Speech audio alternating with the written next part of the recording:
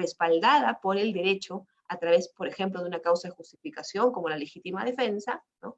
Y se dice también, además, culpable, es decir, respecto a la que se le puede exigir reproche al individuo, ¿cierto? Que tiene capacidad para darse cuenta que lo que está haciendo está mal.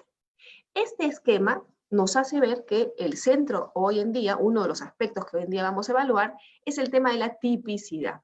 Sin embargo, para que no hayan confusiones a nivel dogmático, ¿no? Yo les quería comentar que si bien esta es la teoría con la que todos hemos empezado estudiando, ¿no es cierto?, incluyéndome, es una teoría que hoy en día no es la doctrina mayoritaria en el mundo entero.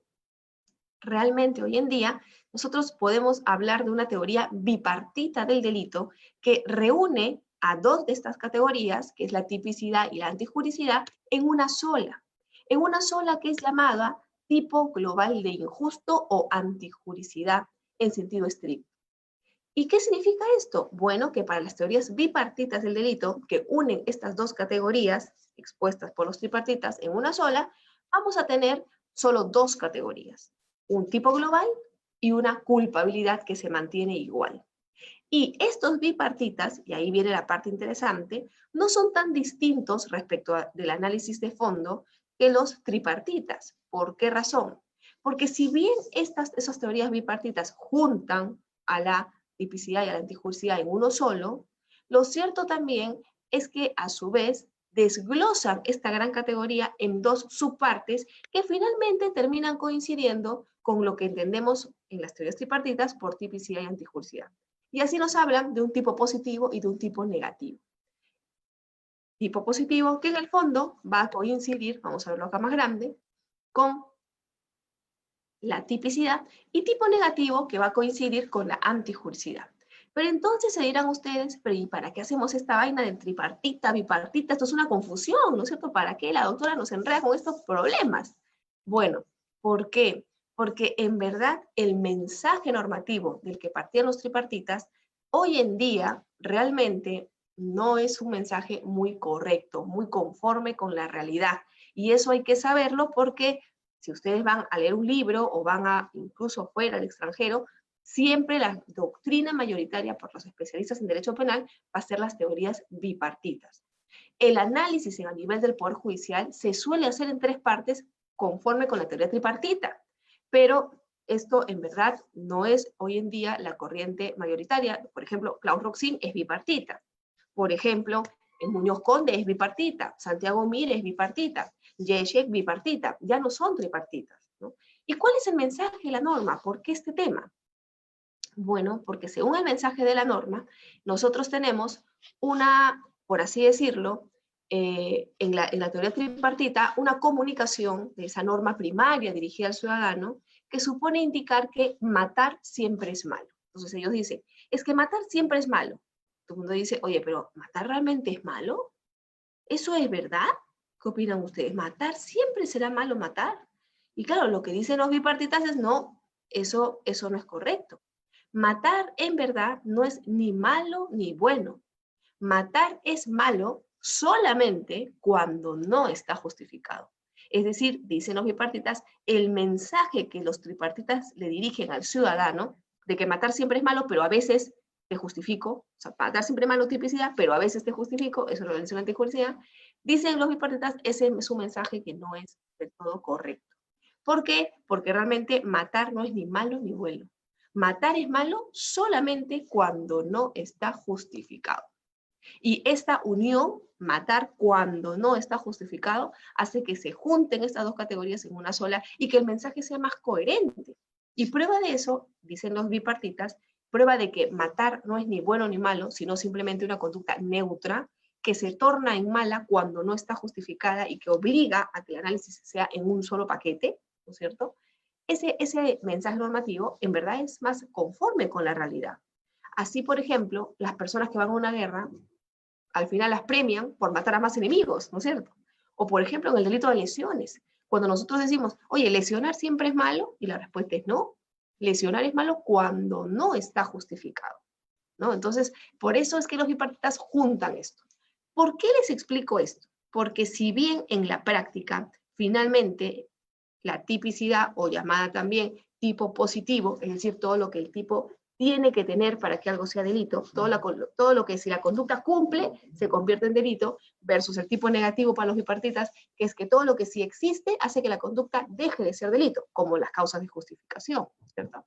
Pero bueno, si bien hacemos esta distinción, lo cierto es que cuando hablemos de tipo subjetivo, vamos a estar dentro de lo que los tripartitas llaman tipicidad o dentro de los que los bipartitas llaman tipo positivo. Y por eso hago esta distinción al inicio, porque por ahí podría haber alguno que haya estudiado con el sistema bipartita y me diga, pero ¿de qué está hablando la profesora? Esto de la tipicidad ya es antiguo, ya esto ya no se aplica hoy en día. Cierto es, mis queridos amigos y amigas, que ya no se aplica hoy en día, casi ya no hay tripartitas, pero también cierto es que es bueno saber y entender estas categorías y estas teorías, porque en la práctica, a nivel jurisprudencial, nuestra Corte Suprema, nuestro Poder Judicial, clásicamente siempre sigue la evaluación a la luz de las teorías tripartitas que clasifican entre tipicidad, antijuricidad y culpabilidad. Lo que no es un sinsentido porque finalmente, si bien la teoría mayoritaria hoy en día es la bipartita, lo cierto es que los bipartitas también subdividen el tipo global de injusto en dos partes, que son el tipo positivo y el tipo negativo, y que el tipo positivo se enmarca o es el equivalente de alguna manera a la tipicidad. Ahora, aquí estamos nosotros, en la tipicidad. Esta es la parte que a nosotros nos interesa saber. ¿Y cómo se trata la tipicidad? Bueno, la tipicidad tiene dos aspectos. Un aspecto objetivo, constatable perfectamente con acciones exteriorizables, y un aspecto subjetivo que depende mucho ya de lo que subjetivamente ocurre en la cabeza del individuo, en la cabeza de la persona que realiza el delito. Por esa razón, el dolo y la imprudencia se analizan en la tipicidad, como parte del tipo subjetivo, porque el dolo implica de alguna manera un querer prever, pero también querer hacer una conducta, es decir, actuar, muchos dicen por eso con maldad, ¿no es cierto?, con cierta maldad. Y la imprudencia, por otro lado, es actuar descuidadamente. Entonces, estas formas de actuar van a depender mucho de la subjetividad de la persona. Por esa razón, están en la tipicidad, pero en el aspecto del tipo subjetivo. Así, si nosotros lo vemos aquí más grande, vamos a tener ya en el tipo global de injusto, llamado también para los, el tipo global de injusto para los bipartitas, dividido en tipo positivo, tipicidad para los tripartitas, y tipo negativo, antijuricidad para los bipartitas, ¿no? Vamos a tener que en el tipo positivo, en la tipicidad, es decir, en el análisis de todo lo que sí existe hace que mi conducta sea considerada un delito, vamos a tener dos bloques. Fíjense todo lo que tenemos que desglosar para llegar a nuestro punto central, ¿no? El tipo objetivo y el tipo subjetivo. En el tipo objetivo es donde yo analizo el bien jurídico protegido, cuál es, si ha habido un impacto o no ha habido un impacto en el mismo, el sujeto activo, quien realiza la conducta, la imputación objetiva, es decir, si yo puedo imputarle objetivamente el resultado producido a la conducta causada, y el sujeto activo, ¿no es cierto?, que es quien realiza el delito, analizo todo el tema del autor, instigador, ¿no es cierto?, cómplices, partícipes en el delito. Luego el sujeto pasivo, analizo quién es la víctima, el agraviado, no siempre coinciden. Por ejemplo, yo podría ser propietaria de este celular, podría ser mi estudio de abogados, Padilla Chan, propietario del celular, y Romy Chan quien lo usa, pero si a mí me empujan y me arranchan el celular, yo sería la víctima en el delito, pero el agraviado directo sería Padilla Chan, que es el propietario del celular.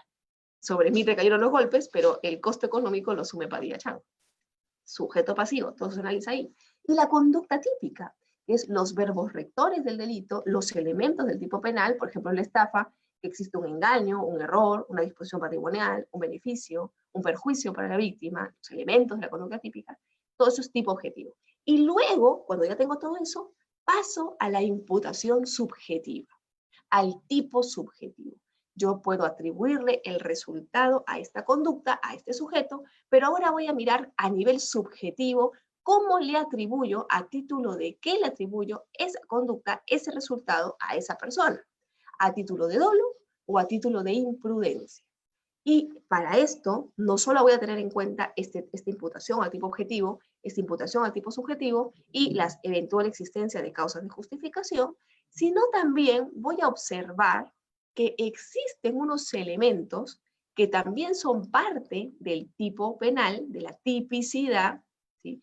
Que son llamados elementos subjetivos distintos del dolo. ¿Y qué cosa es esto? El dolo ya eso lo entiendo, pero ¿y qué cosas son estos de los elementos subjetivos distintos del dolo?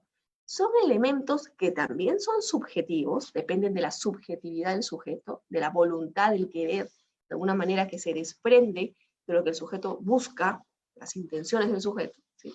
Pero que no son igual al dolo, son diferentes del dolo, son distintos, o sea, son elementos subjetivos distintos del dolo.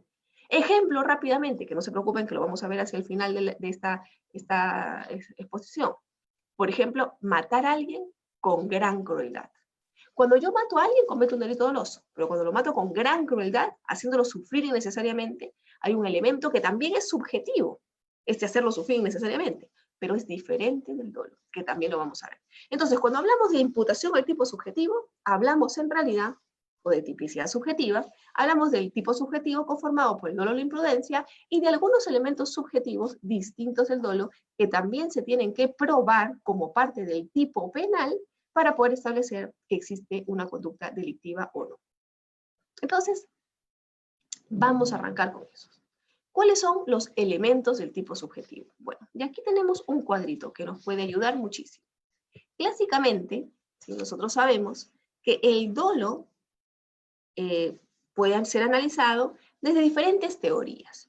La teoría más clásica, la teoría que usa además nuestro Poder Judicial de manera casi absoluta, por no decir absoluta, salvo una que otra excepción, que se ha visto impactada por alguna vez un tema mediático, como por ejemplo el caso de Utopía, pero normalmente nuestro país, y en general todo el mundo, se acoge a la teoría volitiva del dolo. ¿Qué significa esto? Para la teoría volitiva del dolo, que busca definir en qué consiste el dolo es considerado o analizado desde dos elementos. ¿Y cuáles son esos elementos? Conocimiento, representación, eso significa, y voluntad, es decir, querer. Conocimiento más voluntad o querer. Representación más querer en el individuo. La conjugación de esos dos elementos, la forma en que estos dos elementos se combinan, es lo que nos va a llevar a encontrar tres tipos de dolo y dos tipos de imprudencia. Así vamos a tener un dolo directo o de primer grado, un dolo de consecuencias necesarias, o llamado también dolo de segundo grado, un dolo eventual, ¿sí? Una culpa consciente y una culpa inconsciente, o llamada también culpa con representación o culpa sin representación, o imprudencia con representación, imprudencia sin representación, ¿no? ¿Cuál será aquí las diferencias? Bueno, la diferencia obviamente saltante cuando hablamos de la imputación de un delito a título de dolo o a título de imprudencia. ¿Por qué? Voy a poner un ejemplo concreto. El homicidio, por ejemplo, un homicidio doloso, el delito base, sin agravantes, se sanciona con una pena que va de los 6 a los 20 años de cárcel, ¿cierto? Homicidio doloso. Pero un homicidio imprudente, culposo, ¿cierto? Que es muy distinto, 111 el Código Penal, tiene una pena que no va ni por los 20 años, es máximo 6 y en algunos casos 8 años, pero normalmente va a suponer una pena que es menor a los 4. Y claro, si es menor a los 4 es una pena suspendida, mientras que en el homicidio doloso no cabe pena suspendida porque es de 6 en adelante, de 6 a 20. Entonces, esto ya nos muestra una primera gran diferencia en torno a las imputaciones, que siempre van a hacer que el individuo, por supuesto, diga, no, yo lo hice sin darme cuenta, lo hice imprudentemente, ¿no? Mientras en el dolo, obviamente la sanción es mayor, en la imprudencia siempre es menor. Y además, porque otra cosa muy importante, recuerden ustedes que todos los artículos de la parte especial del Código Penal, aunque no lo digan, si no lo dicen, mejor dicho, en principio son dolosos por la regla que se encuentra en la parte general del Código Penal. Mientras que solamente se sancionarán a título imprudente los delitos en los que expresamente, de manera así explícita, el legislador haya establecido que la sanción tiene que ser a título imprudente. Por ejemplo, el delito de daños solamente se sanciona en su modalidad dolosa, pero no en su modalidad imprudente. Con lo cual, por ejemplo, en el delito de daño solamente será relevante el debate en torno a los 3 tipos distintos que existen de dolo, pero no en torno a los delitos imprudentes, porque el dolo no se sanciona en su modalidad imprudente. Perdón, el daño no se sanciona en su modalidad imprudente. Si rompo una cosa de casualidad, sin darme cuenta de manera descuidada, no hay delito. Pero sí habrá delito si yo agarro y quiero vengarme de una persona y voy con una hacha y ¡pum!, le rompo su parabrisas del carro. Daños dolosos, ¿cierto? O le rayo el carro a propósito con una piedra. También esos daños dolosos. Pero las imprudencias, como por ejemplo, se me cayó algo y abollé el carro, no, eso, o abrí la puerta descuidadamente sin querer y abollé la puerta de al lado, eso no es un delito porque no se sancionan los daños de manera imprudente. Entonces, primera diferencia fundamental, sanción. La sanción en un delito doloso es distinta a la sanción en un delito imprudente, siendo que en algunos casos ni siquiera llega a existir sanción en los delitos imprudentes, porque el legislador ha decidido no contemplar esa posibilidad a la luz de los principios de exclusiva protección de bienes jurídicos y de lesividad, mínima intervención y etcétera, ¿cierto? Pero ahora viene el otro asunto más importante. Segunda distinción, que dentro de las diferentes modalidades de dolo y de imprudencia, siempre pues habrán matices que el legislador y el juez, sobre todo el juez, ya este segundo, tiene que tomar en cuenta para decir cuándo una conducta es dolosa. ¿Y por qué lo tiene que hacer? Porque si bien la pena abstracta del delito, es decir, la pena establecida como rango de sanción en el tipo penal de 6 a 20 años, esa es la pena abstracta, ¿no?, plantea un marco grande, es el juez el que en el momento en el que determina la sanción específica, es decir, en el momento en el que dice, ahora voy a ver dentro de esta pena abstracta, qué pena concreta le impongo al individuo, qué pena le doy a este sujeto en esta situación específica. Allí, en ese análisis, el juez está en la obligación de valorar si estamos frente a un dolo directo, un dolo de consecuencias y un dolo eventual. Es cierto que la jurisprudencia, el doctor Prado Saldarriaga, por ejemplo, que siempre expone sobre estos temas, ha establecido un sistema de determinación de la sanción, de la pena concreta, por tercios. Pero incluso dentro de los tercios hay un gran marco de posibilidades. Que ¿cómo es que se va a definir? Con estos elementos, por ejemplo, vinculados a la existencia de un dolo directo, de consecuencias necesarias o un dolo eventual. Entonces, dicho eso, estoy tratando de comprimir la información para poder darles lo más importante, ¿sí? Pero dicho eso, vamos a ver entonces cuáles son las diferencias entre estos 3 tipos de dolo y estos 2 tipos de imprudencia. Bueno, el dolo directo, llamado también dolo de primer grado, es el peor de todos los dolos. Porque en el dolo directo, ¿sí?, el sujeto se representa que algo malo puede pasar. Es decir, se da cuenta que algo malo va a ocurrir si realiza esa conducta o si deja de realizar esa conducta en los delitos de omisión, ¿cierto? Y además de darse cuenta que algo malo puede pasar, quiere que eso malo ocurra. Tiene toda la voluntad del mundo para que eso malo pase. Es más, está buscando que eso malo pase. Por ejemplo, Juana quiere matar a su amiga Josefina y se representa que si le tira un balazo en la cabeza se va a morir, obviamente. Y quiere que se muera. Y por eso le tira el balazo en la cabeza. Y lamentablemente ella se muere. Ese es un homicidio con dolo directo. Es el peor de todos los dolos. Es el que llaman dolo malo, malito, súper malo. ¿No es cierto? ¿Por qué? Porque claro, peor que eso ya no hay. Quiero que se muera y le disparo para que se muera, sabiendo que con el disparo se va a morir. Dolo directo. Es el más común en muchos delitos graves, ¿no? Delitos de sangre, es lo que dicen, ¿no? El homicidio, por ejemplo, la violación sexual, ¿no? Dolo directo. Pero no es el único. Tenemos también el segundo tipo de dolo, el dolo de consecuencias necesarias o dolo de segundo grado.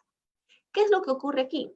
El sujeto también, o la persona, ¿no?, también se representa que algo malo puede pasar.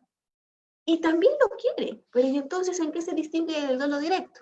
En que si bien lo quiere en tanto necesita ese resultado para alcanzar otro resultado que le es más importante. De manera tal que este segundo resultado es una consecuencia necesaria para alcanzar el primero. Voy a poner un ejemplo. Primero un ejemplo de libro y después un ejemplo real de nuestra sociedad peruana. ¿Les parece? Para entenderlo mejor. El ejemplo clásico del libro es persona que quiere matar al presidente de la República, que se da cuenta que el presidente de la República siempre va con su guardaespaldas, ¿no es cierto? Y agarra y dice, bueno, ¿cómo hago para matar al presidente? Ya sé, voy a poner un coche bomba, ¿cierto? Voy a poner una bomba en su carro. Y se representa en ese momento, hay conocimiento. Oye, pero si pongo una bomba en el carro, van a morir el presidente y todos los que estén en el carro, es decir, el chofer y su guardaespaldas como mínimo. Pero yo realmente al chofer y al guardaespaldas, no, a esos no los quiero matar, pero son una consecuencia necesaria para poder matar al presidente, porque si no pongo el coche bomba, acercarme al presidente va a ser muy difícil. Entonces la única manera de matarlo para mí es esa. Entonces pone el coche bomba, explota el carro y muere el presidente respecto de quien habría un homicidio, un delito por dolo directo, ¿estamos? Y respecto del vigilante y el chofer, o el guardaespaldas y el chofer, perdón, que también fallecen con la bomba, respecto de ellos habría un homicidio, pero con un dolo de consecuencias necesarias. Son una consecuencia necesaria para alcanzar el primer resultado. Ese es el ejemplo clásico del libro, ¿estamos? Pero ya eso no pasa en nuestra sociedad, ¿no? Eso no se da. No, claro que se da. Lo que pasa es que muchas veces, lamentablemente, algunos fiscales, no todos por supuesto, no lo saben aplicar adecuadamente. Voy a ponerles un ejemplo de cuando a mi parecer esto se ocurre. ¿Se acuerdan del caso de Avi?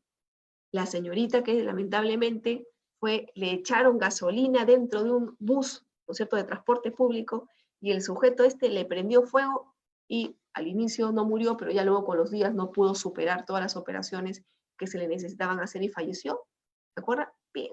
Respecto de ella, al echarle gasolina y prenderle fuego, pregunta, ¿el sujeto se representó que si le tira gasolina se podía morir? Y claramente ahí sí, pues se representa. ¿Quiere que se muera?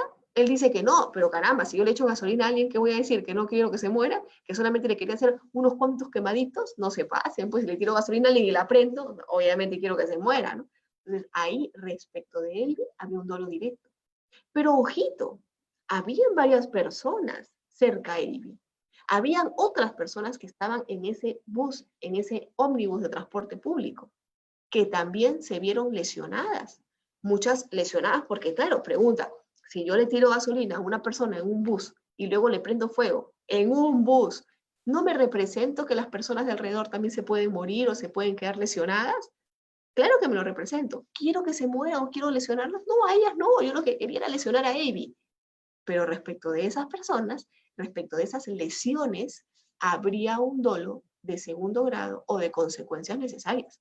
Ahí la imputación no era solo respecto de Abby, era un delito que generó un concurso entre el homicidio, ¿estamos? De Abby, feminicidio en este caso, pues un agravante, y las lesiones de las otras personas que felizmente no llegaron a morir. Si alguno hubiera fallecido, ahí también habría otro homicidio más. Pero respecto de los que habría un dolo de consecuencias necesarias. Consecuencia necesaria para alcanzar mi objetivo, matar a una persona prendiéndole fuego. ¿Se dan cuenta? Pero ese no es el único. Aquí se viene la parte peluda, como dicen, la parte oscura, la parte complicada, ¿no es cierto? El dolo eventual. Porque en el dolo eventual, el sujeto también se representa que algo malo puede pasar. Pero a diferencia de los otros casos, no quiere que eso malo ocurra. Ah, pero un momentito, si no quiere, entonces no hay voluntad. Y por tanto, ¿por qué hay dolo? Eso debería ser imprudencia. ¿Por qué hay dolo? Porque si bien no quiere que eso malo ocurra, le importa un rábano. Asume la producción del resultado. Le da lo mismo. Muestra un menosprecio por el bien jurídico protegido. Y ese menosprecio, ese me importa, me da igual, eso hace que exista una conducta por dolo eventual. Voy a ponerles un ejemplo. Ejemplo además real. No sé si alguno se ha subido a un taxi o a una combi y han visto que el taxi, la combi se mete, se sube, va por todos lados, ¿no es cierto? No dice, oiga, señor, que el señor maneje más despacio al taxista, ¿no? O sea, que va a chocar en cualquier momento, es peligroso, señor, no vaya así, por favor, vaya más despacito. Señor, oiga, yo estoy manejando bien, ¿por qué me dice eso? Señor, por favor, respete las reglas, vaya con cuidado. Y en eso acelera otra vez y pasa cerquita a una señora que estaba caminando con sus bolsas de compras por la pista, no por la vereda. Y el taxista pasa cerquita y ustedes o sea, que ya la mató. Y, uy, felizmente que no la agarró la señora. Y le dice, señor, por favor, tenga más cuidado. Mire, casi la atropella la señora, la iba a matar. Y les contesta, ¿para qué pasa por ahí la señora? Pues señorita, es culpa de la señora, tiene que ir por la vereda. Su problema, si la atropellaba era su tema. Pues. Si el señor, el taxista, la hubiera atropellado y lo hubiera lesionado o la hubiera matado, allí habría una imputación con dolo eventual. Porque le da igual, ¿se dan cuenta? Muestra un menosprecio por el bien jurídico. Es cierto que la señora está en falta porque no debe ir por la pista, debe ir por la vereda. Pero caramba, pudiendo evitar el resultado, le da lo mismo. No lo quiere evitar. ¿Se representa que la puede atropellar? Sí. ¿Quiere atropellarla? No, pero si la atropella, le da igual. Eso es dolo eventual. Si la hubiera atropellado, allá habría habido una imputación, se haya de lesiones o de homicidio, por dolo eventual. Y ojo que esto nos quita el mito de que cuando es un tema de accidente de tránsito, siempre es imprudencia. Mentira. Hay un montón de accidentes de tránsito que se dan por dolo eventual. Les pongo otro ejemplo. Otro ejemplo. Chofer de combi que está haciendo competencia con otra combi. Y ojo que les estoy poniendo ejemplos reales que ocurren en nuestro país, ¿no es cierto? Chofer de combi que hace competencia con otro chofer de combi. Y se meten adelante, el otro lo adelanta y así van en que recorren. En eso gana, pues, en el primer paradero, la combi, la que va adelante, para, y todos los pasajeros se suben a esa combi, ¿no es cierto? Y la otra viene atrás y dice, pucha, que tengo que llegar primero al siguiente paradero porque si no me va a volver a ganar los pasajeros. Y se da cuenta que no puede avanzar, no puede pasar a la combi por la izquierda. Y decide pasarla subiéndose a la vereda por el paradero. Y claro, se sube al paradero y una señora que estaba corriendo para llegar a la combi, a subirse a la primera combi, la atropella y la mata. Pregunta allí, la persona que iba manejando a lo loco, ¿se representó que algo malo podía pasar? Claro que se lo representó, se está subiendo a la vereda, se está subiendo sobre la vereda donde dice paradero, pensando que ya no habían personas, ¿no? ¿Quiere matar a alguna persona? No, no quiere matar, lo que quiere es ganar de la combi de adelante para poder conseguir más pasajeros en el siguiente paradero. Pero al subirse a la vereda, realmente muestra un menosprecio por la vida de las personas. Porque caramba, te está subiendo a un paradero. Le da lo mismo, le da igual. Es más, tiene 50 papeletas, 2 accidentes ocurridos con anterioridad. Ahí eventualmente habría un dolo eventual. Y ya no les digo nada sobre la responsabilidad de la empresa que lo contrató y de la persona que lo contrató, que eso ya será para otro tema, materia de discusión, pero ahí hay un tema de una imputación en comisión por omisión del delito. Muchos dicen, no, la empresa solamente paga la reparación civil. Perdón, no, ahí puede haber imputación penal. ¿Vamos? Pero bueno, respecto al chofer, habría un homicidio con dolo eventual, ¿no? Ahora, hasta ahí dirán, ah, bueno, perfecto, entonces si asume la producción del resultado, entonces hay dolo, sí. Pero aquí viene la parte problemática a nivel probatorio. ¿Y cómo es la culpa consciente? Bueno, en la culpa consciente, el sujeto también se representa que algo malo puede ocurrir, tampoco quiere que eso malo ocurra, hasta ahí igualito al dolo eventual, pero ¿y entonces en qué se diferencia? En que al contrario de lo que ocurre en el dolo eventual, que la persona asume la producción del resultado, le importa un rábano, en la culpa consciente actúa no mostrando un menosprecio por el bien jurídico, sino confiando en que todo va a estar bien, en que no va a pasar lo malo, que el resultado se va a evitar, que todo va a estar ok, ¿no es cierto? Como dicen ahora los jóvenes, ¿no? En mis clases me dicen, chill, profesora, chill, me dicen, todo tranquilo, me dicen, bueno, todo tranquilo. El problema es que no está tranquilo y resulta que el resultado negativo ocurre y eso malo pasa. Culpa consciente, culpa con representación. Me lo representé, pero pensé que nada malo iba a ocurrir.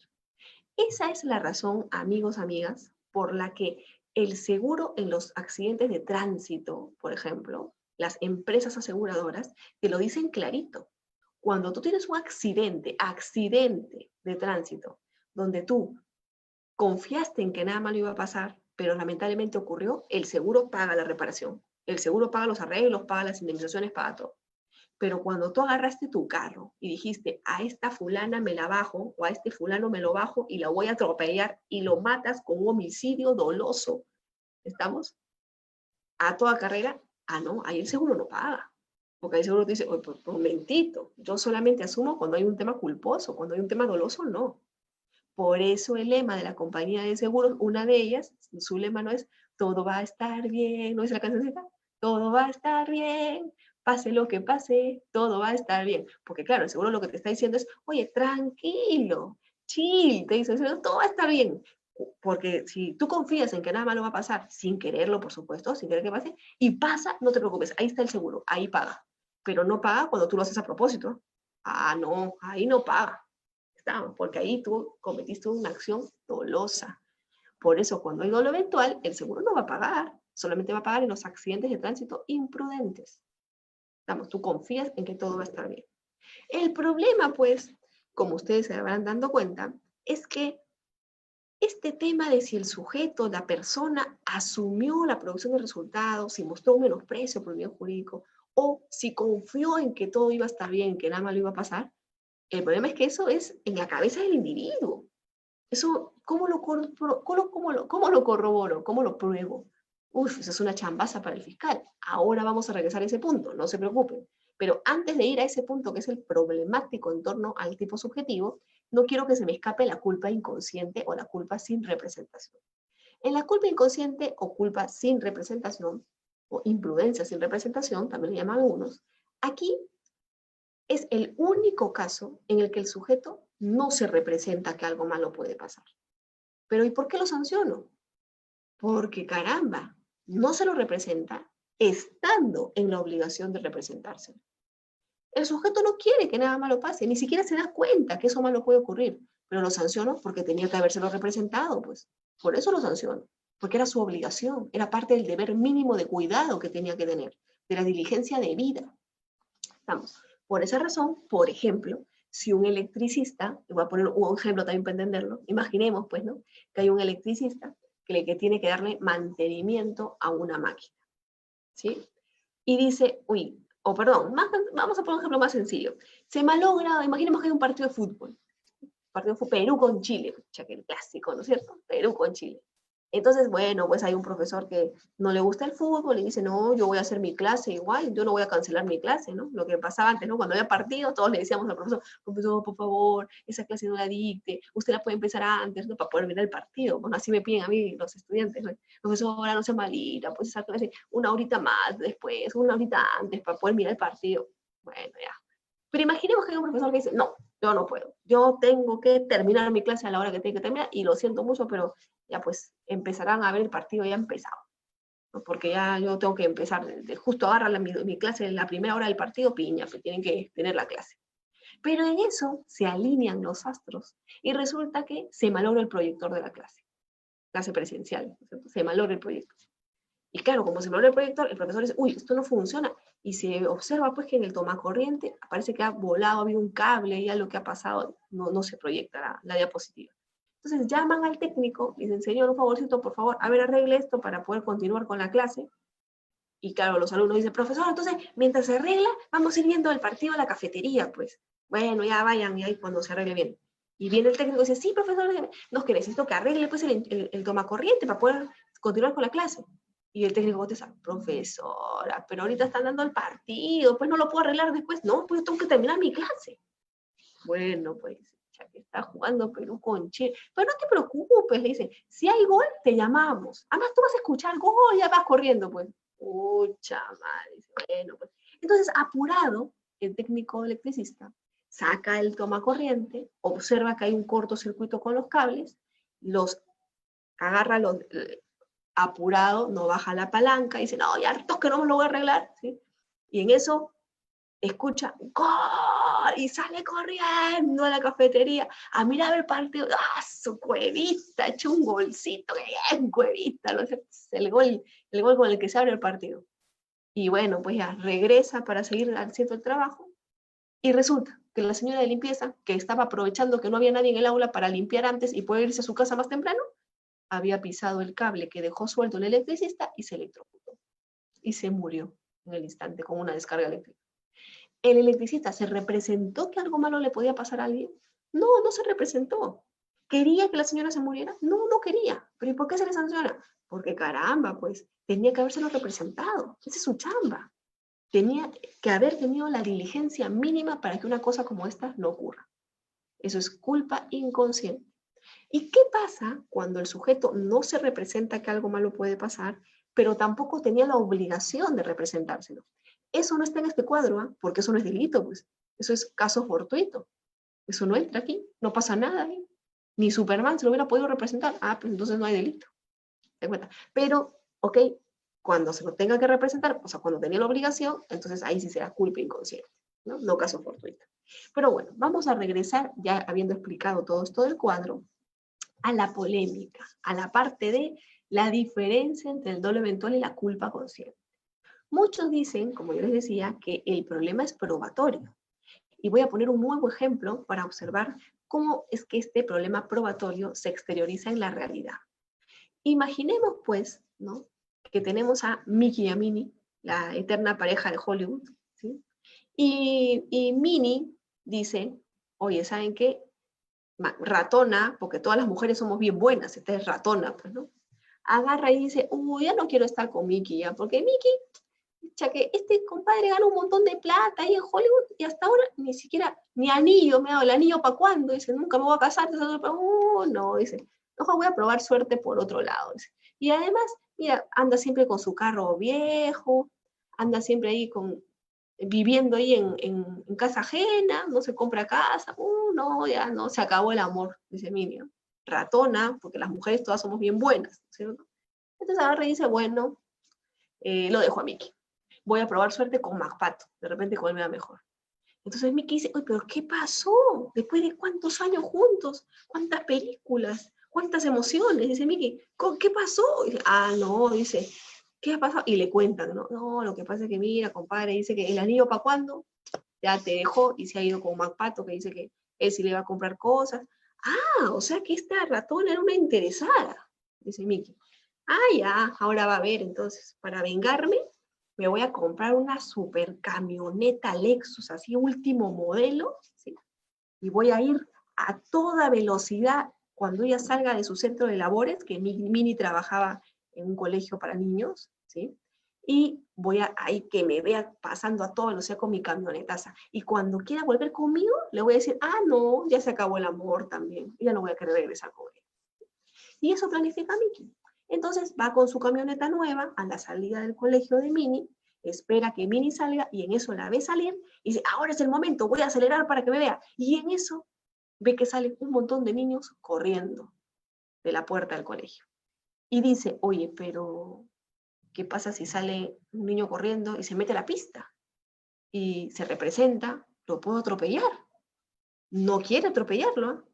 Y se dice a sí mismo, bueno, pues si lo atropello, mejor un niño menos, baja la tasa demográfica, ya que se muera. ¿Para qué corre por la pista? Sí, su problema, pues, ¿por qué no le han enseñado a cruzar la pista? Su problema. Y acelera a toda velocidad. Justo en ese instante lo ve Minnie, pero dos niños se meten en la pista. Él trata de girar el timón, hace todo el esfuerzo para no atropellarlo porque no los quiere matar, pero no logra evitarlo, los impacta y se mueren los niños en el instante. ¿Qué ve la señora de la salchipapa que vende ahí en la esquina del colegio? Ve a Mickey acelerando a toda velocidad, tratando de evitar atropellar a los niños, no logrando hacerlo, impactando contra los niños y matándolos en el acto. Ejemplo ahora de culpa consciente. Mismo ejemplo, Mickey y Minnie, misma situación, solamente que Mickey va con su camioneta último modelo, ve que sale Minnie del colegio, se representa en ese momento, oye, pero ¿y si sale algún niño y se mete a la pista? Que los niños son traviesos, no quiere matar a ningún niño, pero se dice a sí mismo, no pues, ¿cómo lo voy a atropellar si yo soy el mejor conductor de todo Hollywood? Giro el timón, además con esta camionetaza que me he comprado, no, pues con esta camionetaza yo giro el timón, no pasa nada, o freno nomás, no pasa nada. Confía en que nada malo va a pasar. Lamentablemente, Mickey acelera, los niños se meten, trata de evitar atropellarlos, no lo consigue, los atropella y se mueren. ¿Qué ve la señora de la salchipapa de la esquina en este caso? Lo mismo que en el caso anterior. Ve a Mickey acelerando, tratando de evitar atropellar a los niños, girando el timón, no lo logra hacer, mata a dos niños y los niños muertos. O sea, un observador externo, la señora de la salchipapa de la esquina, observa lo mismo en un supuesto de dolo eventual que en un supuesto de culpa consciente. O sea, la distinción, como depende de la voluntad del individuo, es interna. La única manera que el sujeto tendría para saber si estamos en uno o en otro caso sería abrirle el cerebro a Miki, ver lo que pensó dentro, cerrarlo y volverlo a coser. Y obviamente eso no lo puede hacer. Entonces el fiscal está en un problema probatorio. ¿Cuál elegir? ¿Homicidio por culpa consciente o homicidio por dolo eventual? Y claro, para eso el fiscal tiene una labor más difícil, tiene que recurrir a otros elementos, como por ejemplo, tiene que recurrir a registro de multas del chofer. ¿Cuántas multas tiene en su haber? Oye, si tienes 150 papeletas, no me friegues, vas a decir que confiaste en que nada malo iba a pasar. Si tiene accidentes de tránsito previos donde ha matado a otras personas, oye, me vas a decir que lo confiaste, ya esta es la segunda, tercera vez que confías, estoy bien confiado eres. Pero de repente también observa que resulta que Mickey tiene una fundación para niños porque adora a los niños. Oye, pero entonces eso de que le importó un rábano que los niños murieran ya no tiene mucho sentido, me paso para la culpa consciente. ¿Se dan cuenta? Y cuando no logre probar dolo eventual, tiene que ir por la culpa consciente. Porque claro, no va a poder no tener éxito con su imputación. Recuerden, la diferencia es 6 a 20 años homicidio doloso, máximo 6 homicidio culposo. ¿No? Entonces, eso genera un problema probatorio. Eso es lo que ha llevado a que algunas personas planteen una nueva teoría del dolo. Y digan, no, esto es una jarana, esto de que si puedo probar, no puedo probar, si el sujeto quería, no quería, no, así no se puede vivir, dice. Entonces, cogen una nueva teoría, que es la teoría cognitiva del dolo. ¿Qué dice la teoría cognitiva del dolo? Dice, bueno, definitivamente es una jarana este tema de si conocía o quería, no quería, se representó, asumió, no asumió, confió, no confió, uno. Y eliminan el elemento problemático. ¿Cuál es el elemento problemático? La voluntad.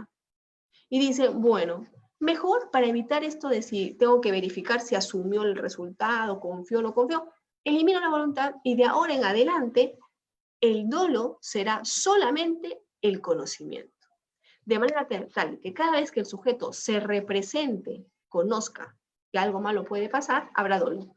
Mientras que solo habrá imprudencia en los casos en los que el sujeto no se represente que eso malo puede pasar. O sea, en la práctica, en los supuestos de culpa inconsciente. Esta teoría muy seductora, dicho sea de paso, para un gran sector, sobre todo para el Ministerio Público, ¿no? Le facilita la vida. Si bien es seductora, no es una teoría que hoy en día tenga sentido de aplicación a nivel jurisprudencial. Y es más, no se ha aplicado nunca, se ha cuestionado por ahí en algún momento en el caso de Utopía, pero fuera de eso, nunca más. ¿Y por qué? Porque desconoce un elemento fundamental que es inherente al ser humano, que es la voluntad. El ser humano nunca actúa solo representándose las cosas. El ser humano actúa porque busca un fin, porque quiere algo, porque persigue algo, pero no solamente porque se lo representa. Entonces no podemos desconocer que la conducta humana para hacer delito tiene que ser voluntaria. Desconocerlo facilitaría la labor, pero definitivamente implicaría ir en contra de la esencia del ser humano. Y el derecho penal no está para facilitarnos la labor. El derecho penal está justamente para poder atender a las realidades y dar sanciones cuando realmente correspondan. Por esa razón es que, a mi parecer, la teoría cognitiva del dolo no tiene mayor sentido. Yo sé que hay algunas personas que la aplican. Bueno, discrepamos. Pero lo cierto es que en el Poder Judicial se sigue la teoría volitiva del dolo, porque es la más lógica. ¿Estamos? Ahora, sin embargo, yo sí creo que la teoría cognitiva del dolo puede tener sentido en algunos contextos. ¿En qué contextos, por ejemplo?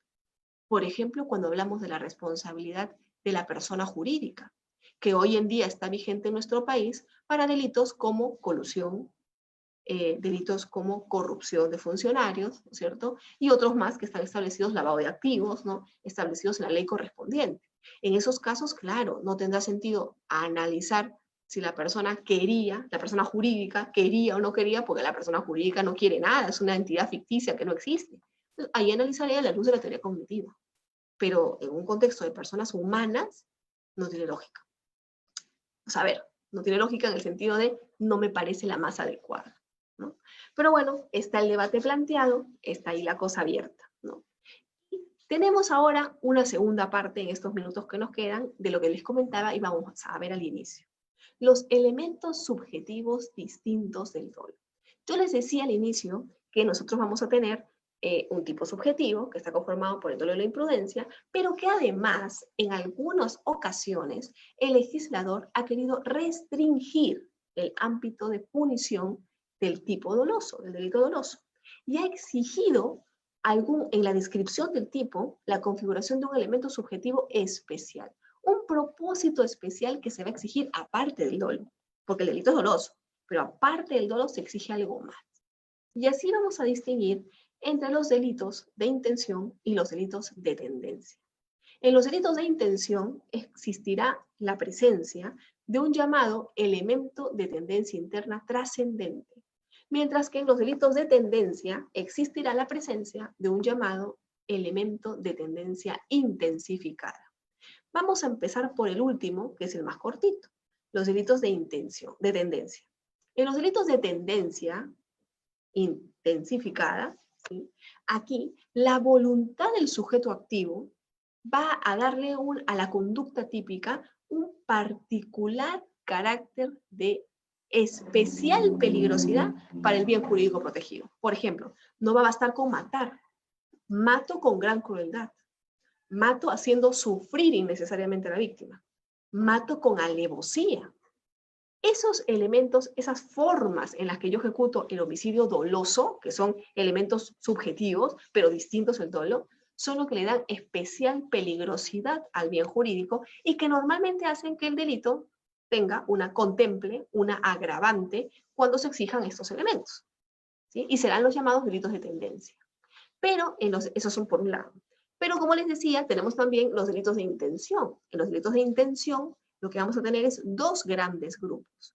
Aquí lo que el legislador va a exigir es que el sujeto activo actúe con un ánimo, una finalidad o una intención adicional de lograr un resultado o una ulterior actividad, que son distintos a la realización de la conducta inicial. Es decir, se va a exigir una finalidad que trasciende a la realización del delito. Por ejemplo, el ánimo de generar un ulterior perjuicio. Así vamos a encontrar dos grupos de delitos. Los delitos mutilados en dos actos y los delitos de resultado cortado. En los delitos de mutilados en dos actos, ¿cuál va a ser la diferencia con los otros delitos? Que el primer acto sirve para realizar un segundo acto en el que también va a participar el sujeto. Mientras que en el delito de resultado cortado, el sujeto participa en un primer acto y el segundo se produce solo, no requiere la participación del sujeto.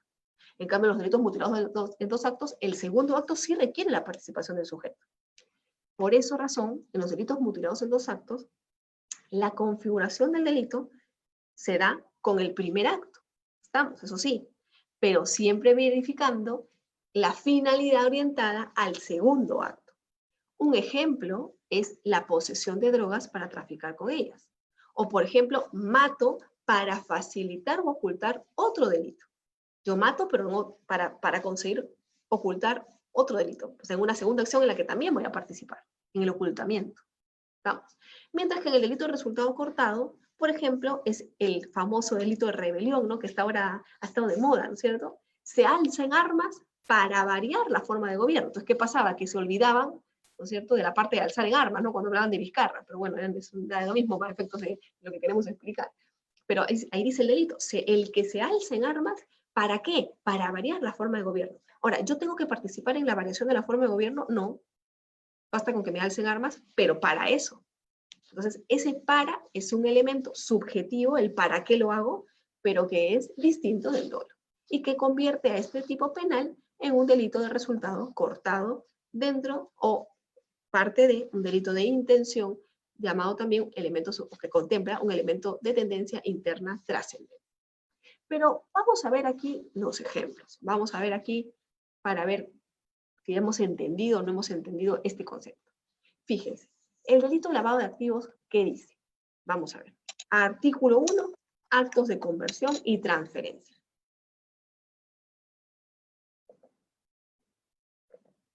El que convierte o transfiere dinero, bienes, efectos o ganancias cuyo origen ilícito conoce o debía presumir, y fíjense aquí la parte de negrita, con la finalidad de evitar la identificación de su origen, su incautación o decomiso, será reprimido con una pena que va de 8 a 15 años.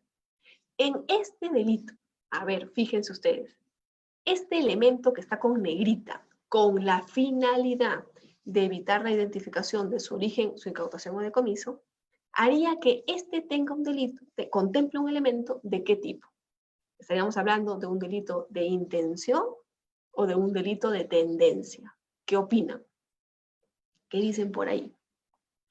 No sé por qué no puedo, estoy tratando de mirar el chat, pero no me deja verlo. Sería delito de intención. Ahí van los compañeros comentando. Vamos a ver, delito de intención. Exactamente, primer grupo.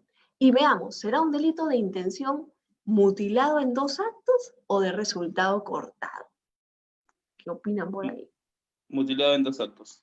A ver, vamos a ver. Exactamente, este es un elemento de tendencia interna trascendente, ¿no es cierto? Es un delito que requiere una finalidad ulterior y a su vez un delito mutilado en 2 actos.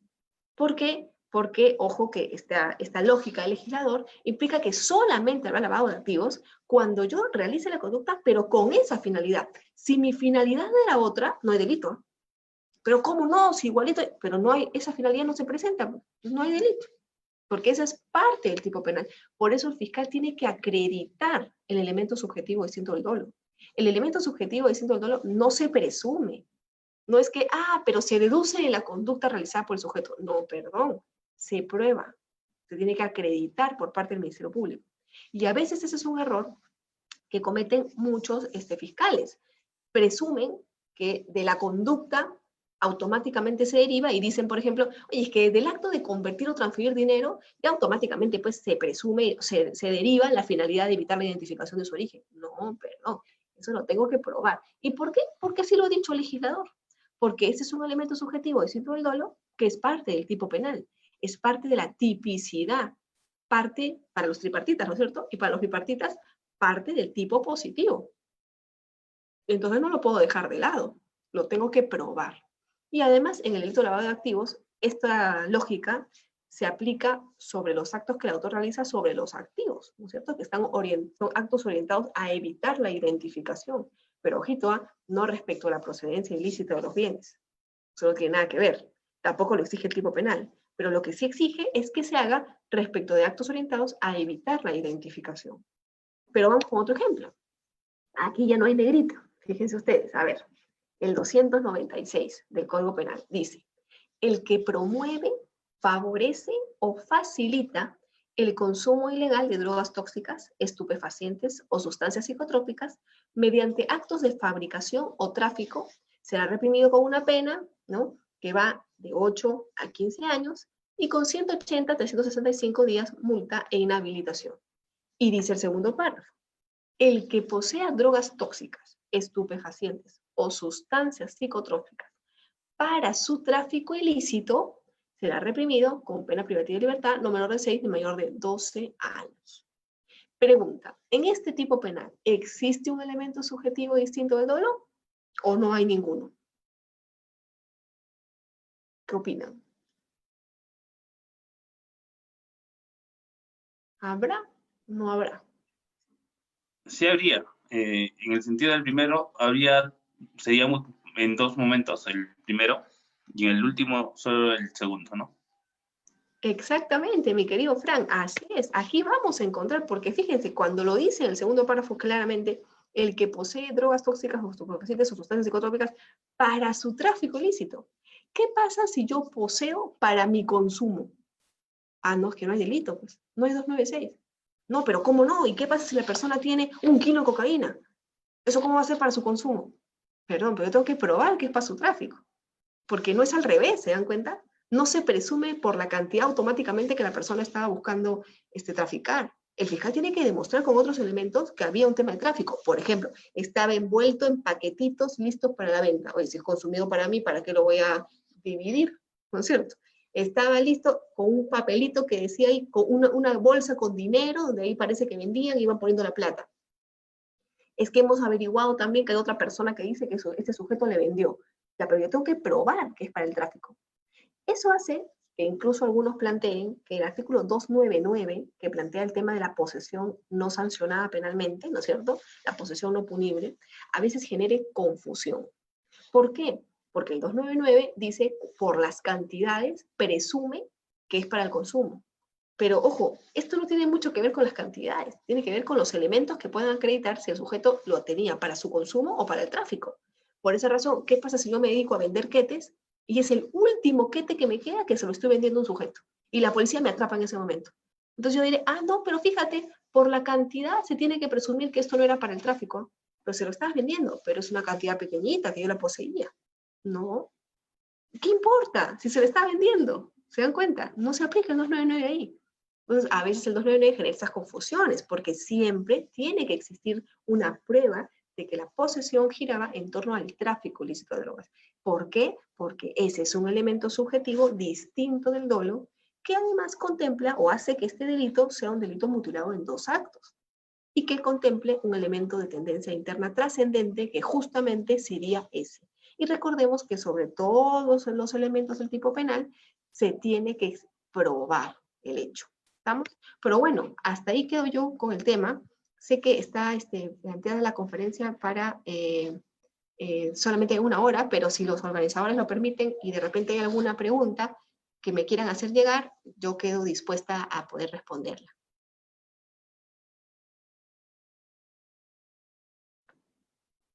Doctora, muchísimas gracias por acompañarnos en esta disertación académica. Y bueno, tal vez hay algunas preguntas, si podríamos unos minutos, tal vez en unas preguntas agotar el... Sí, claro, los participantes tienen el micro abierto para que puedan formular sus preguntas.